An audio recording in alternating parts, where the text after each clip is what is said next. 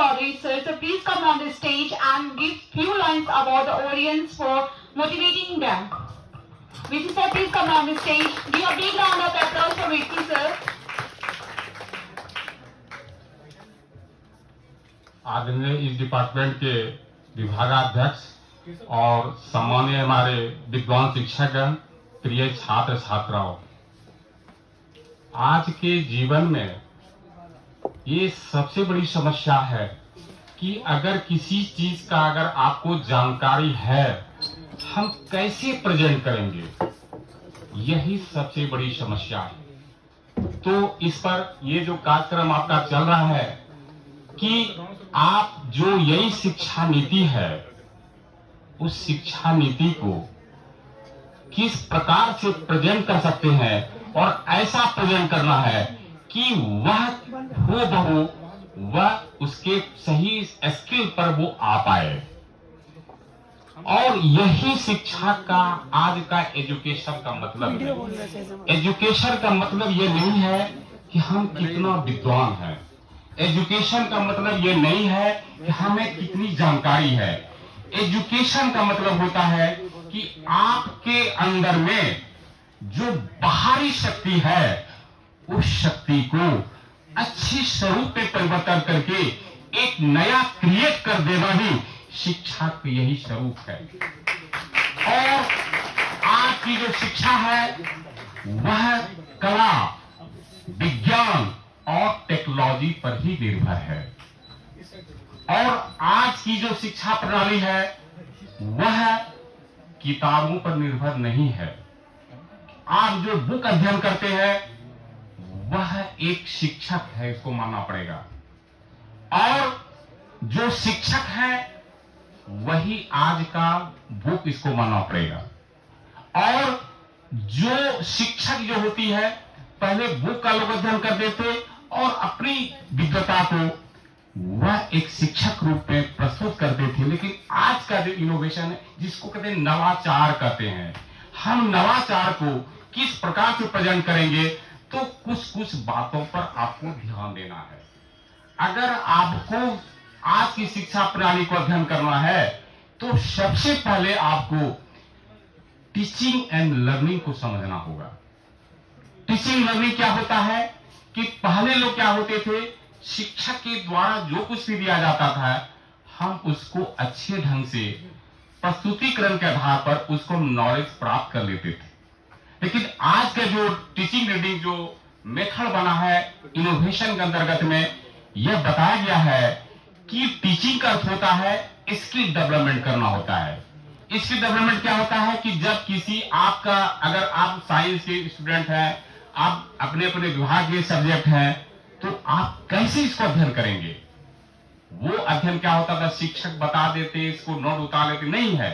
अब क्या है कि जो भी सब्जेक्ट आपके सिलेबस के अंतर्गत में दिया गया है, उस सिलेबस को कैसे अध्ययन करना है। आज का जो नॉलेज है वह नॉलेज सिलेबस बेस पर है, बुक बेस पर नहीं, सिलेबस बेस पर है। अगर अध्ययन करना चाहते हैं, सिलेबस के स्तर को ही आगे बढ़ाना है, नॉलेज का स्तर को नहीं बढ़ा। जो सिलेबस का स्तर को आगे बढ़ाया वही उसके पास नॉलेज है। नॉलेज क्या है, अगर आप बुक अध्ययन करते हैं, जो भी आपको स्टडी दिया गया है, आप कैसे इसको प्रस्तुत करेंगे, यह बताया गया है कि जो भी विषय दिया गया है उसको विस्तार से अध्ययन नहीं करना है। कैसे अध्ययन करना है, कंप्रीहेंशन, जो निचोड़ उसका जो विषय का जो बुक में है वह निचोड़ निकाल के और उसी पर आपको स्किल डेवलपमेंट करना है।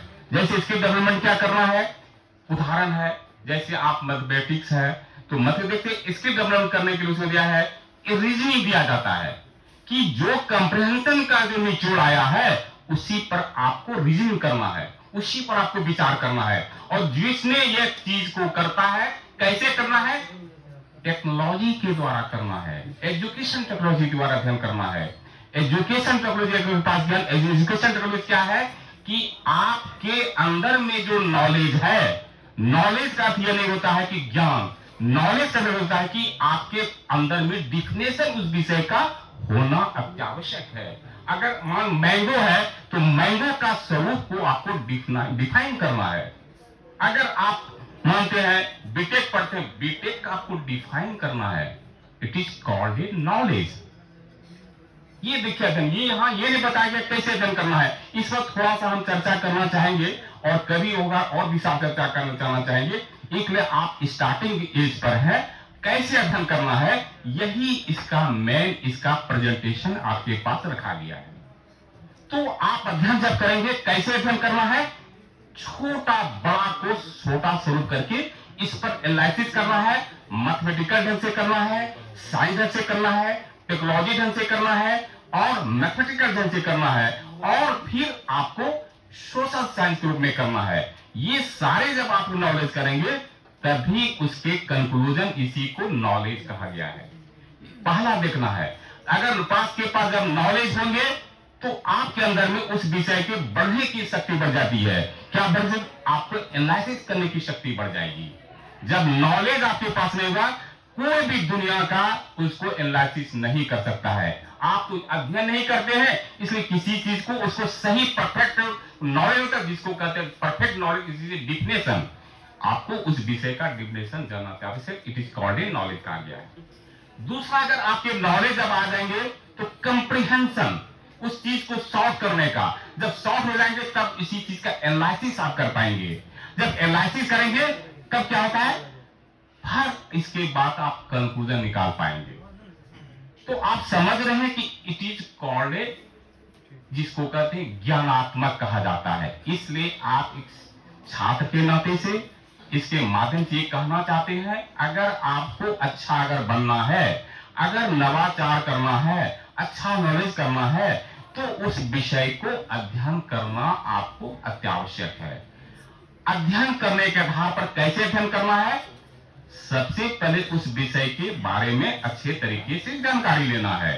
जैसे आपको जानकारी, उसके बाद अब उसका डिफिनेशन के साथ साथ उसको एनालिसिस करना है, तभी आप इस विषय को समझ पाएंगे। लेकिन बुक का अध्ययन करके आप उसको अगर आप कंप्रीहेंशन नहीं कर पाते हैं उस विषय को, और क्या भाषा की इसको नॉलेज हो जाए, आप तभी डिफिनेशन कर पाएंगे जब उस विषय के लैंग्वेज को आपका होना अत्यावश्यक है। लैंग्वेज कैसे, जब आप बार बार किसी चीज को कंप्रीहेंशन कर तभी आपकी नॉलेज आएंगे, तभी आप किसी विषय के आप उस सब्जेक्ट के उस आपके लैंग्वेज को पकड़ पाएंगे। तो और भी ऐसी बातें हैं, ये जब सारी बातें आपके पास आएंगे तभी आप अच्छे तरीके विषय का अध्ययन कर पाएंगे। दूसरा, ये आप कहना चाहते हैं, अगर आपको अच्छा करना है तो विषय वस्तु का अध्ययन नहीं करना है, सिलेबस के अंतर्गत में जो भी बातें दी गई है उसको अच्छे तरीके से नॉलेज में ले लेना ही